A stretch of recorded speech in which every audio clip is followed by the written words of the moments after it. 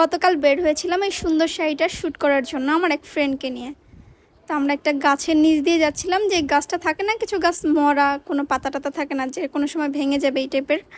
So এই গাছটা দেখে আমাকে বলতেছে কি যে সঞ্জু তুমি এই গাছের নিচ দিয়ে যাও না, দেখবা গাছটা ঠাস করে তোমার উপরে পড়বে যে কোনো সময়। তুমি হচ্ছে পানতি। পানতি ওয়ার্ডটা বেসিক্যালি হচ্ছে ইন্ডিয়ান ওয়ার্ড।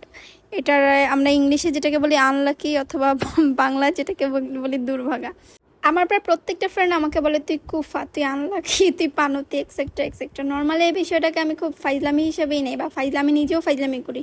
আমি এত বেশি সাফার করতে করতে এই ব্যাপারটাকে এখন আর সিরিয়াসভাবে নেই না। কিন্তু গতকালকে না আমার খুব খারাপ লাগতেছিল বাসায় এসে কথাটা চিন্তা করে। যে জিনিস মানুষ এমনি এমনি পেয়ে যায়, ওই জিনিসের জন্য লিটারেলি আমার তাহাজ্জুদ পরে আল্লাহর কাছে কান্নাকাটি করা লাগে। আল্লাহর কাছে কান্নাকাটি করেও আসলে আমি ওইটা পাই না, ওইটা থেকে বঞ্চিত হই। আমি জানি না আল্লাহ কেন আমাকে এত আনলাকি হিসাবে দুনিয়াতে পাঠাইছে, কেন আমার কোনো কিছুতে লাক ফেভার করে না, আমি কেন চেষ্টা করে কোনো কিছুই পাই না। ইভেন কোনো কিছুই না, ব্যক্তিগত জীবন থেকে আমার business, social side, friends, family, কোনো কিছুই না। তবে এত কিছু সাফার করতে করতে কিছু হোক বা না হোক, মানসিকভাবে আমি অনেক বেশি স্ট্রং হয়ে গিয়েছি। আমি যে কোনো সিচুয়েশন, যে কোনো কিছু নর্মালি অ্যাকসেপ্ট করতে পারি। আমি আমার মনকে বুঝাইতে পারি উপরওয়ালা এটা আমার তাকদিরে লেখে নাই। আল্লাহ সবাইকে সব কিছু দেয় না।